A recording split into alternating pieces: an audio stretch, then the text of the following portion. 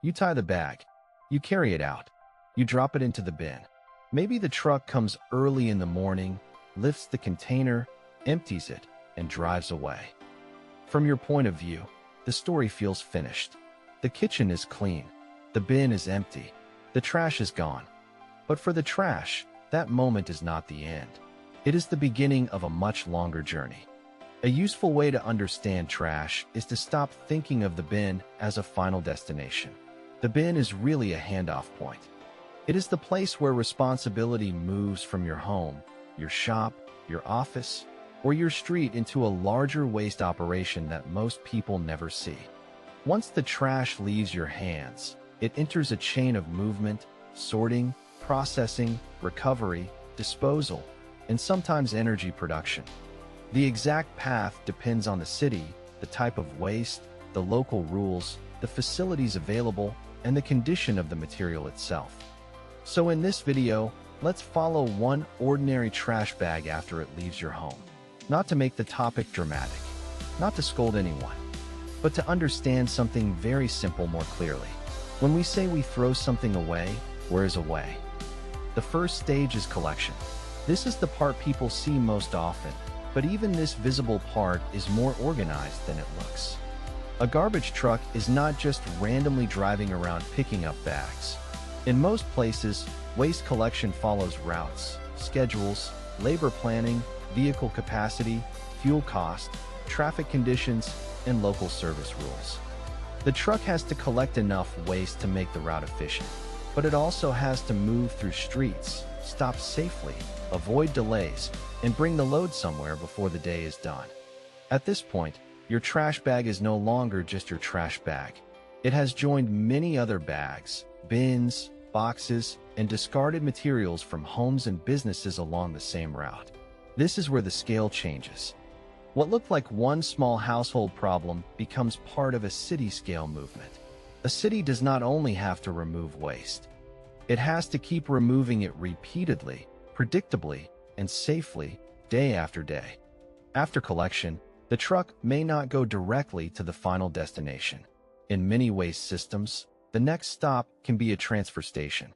A transfer station is a middle point where waste from smaller collection trucks is unloaded, sometimes compacted, and then reloaded into larger vehicles for longer distance transport. This matters because the final disposal or processing facility may be far away. If every small truck had to drive all the way to a distant landfill or plant, the system could waste time, fuel, and labor. By combining loads, a city can move larger amounts of waste more efficiently. The transfer station is one of the places where the hidden scale becomes easier to see. One truck becomes many trucks. Many neighborhood routes become larger transport loads.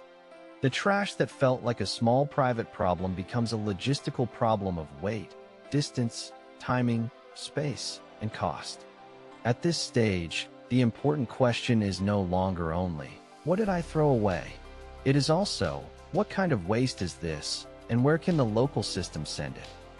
From here, the path can split. Some waste may go toward a sorting or recovery facility. This is especially important for recyclables, but it is also where the topic becomes more complicated than people often imagine. Recycling is not magic.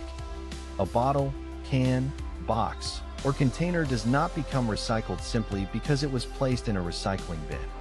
It has to be collected through the right stream, sorted from other materials, separated by type, and clean enough or usable enough to be processed. If the material is too contaminated, too mixed, too damaged, or not accepted by the local facility, it may be rejected. That is why recycling rules can feel confusing. One city may accept a certain plastic container while another does not. One facility may be able to process certain materials while another cannot. Some items are technically recyclable in a broad sense, but not practically recycled in every local system. The clearer way to understand recycling is this. Recycling depends not only on the object, but also on collection rules, sorting technology, contamination, processing capacity, and whether there is a real market for the recovered material. For the materials that do pass through the recovery path, The goal is to turn waste back into usable input. Paper may move toward pulping. Metals may be separated and sent for remelting. Certain plastics may be sorted by type and processed into pellets or other feedstock.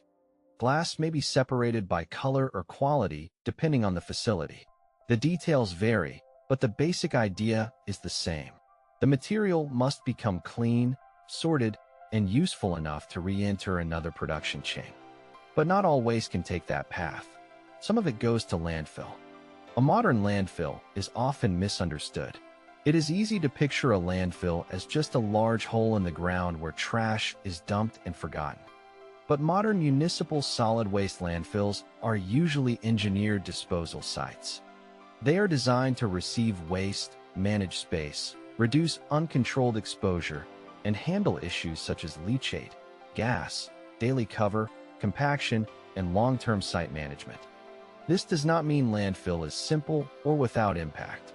It means the landfill is a managed destination, not just an empty piece of land. When waste enters a landfill, it is usually spread, compacted, and covered in controlled stages. The goal is to use space efficiently, reduce pests and odors, and manage environmental risks. Over time, organic material inside the waste can break down and produce landfill gas, including methane. Some landfills capture gas and manage it in different ways. Again, the exact method depends on regulation, design, and local infrastructure. In some places, another path is waste to energy. This usually means non-recyclable waste is burned in a controlled facility to reduce volume and recover usable heat or electricity. This path is not available everywhere, and it is not the same as open burning. A waste-to-energy plant is a technical facility with controls, equipment, and regulations. It can help reduce the amount of waste going to landfill, but it also requires high cost, careful operation, and proper emissions management. So it should not be presented as a universal answer. It is one possible part of some waste systems. Organic waste can also follow a different route when the local system supports it. Food scraps, yard waste, and other organic materials may be collected separately for composting or other biological treatment. But this depends heavily on whether separate collection exists, whether the material is clean enough, and whether the city has facilities that can handle it. If organics are mixed into ordinary trash, they may simply travel with the general waste stream instead. Then there are items that should not be treated like ordinary trash at all.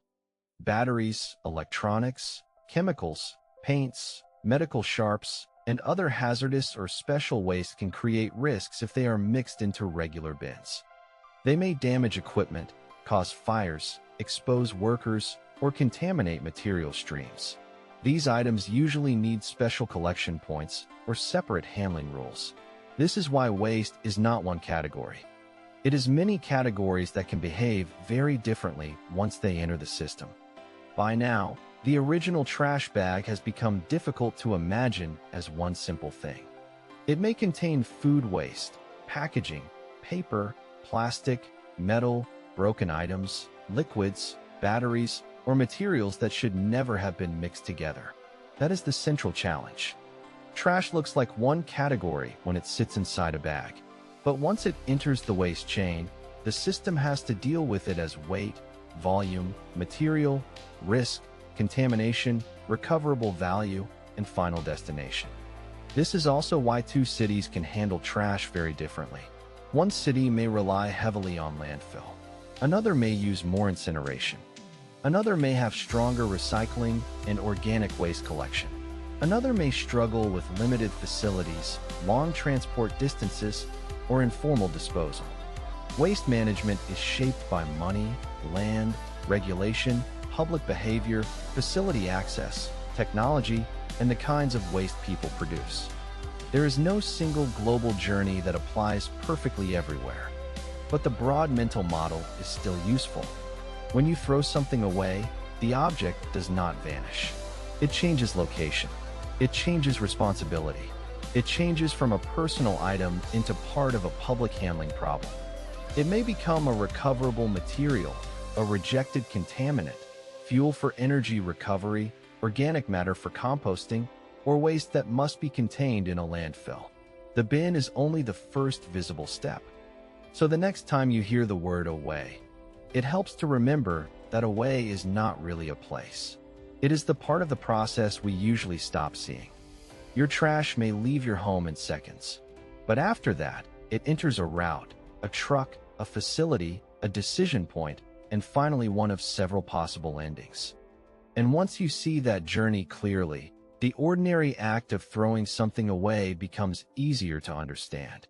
Not as disappearance, but as transfer. Not as one destination, but as a hidden chain. Not as the end of the object, but as the beginning of its next problem.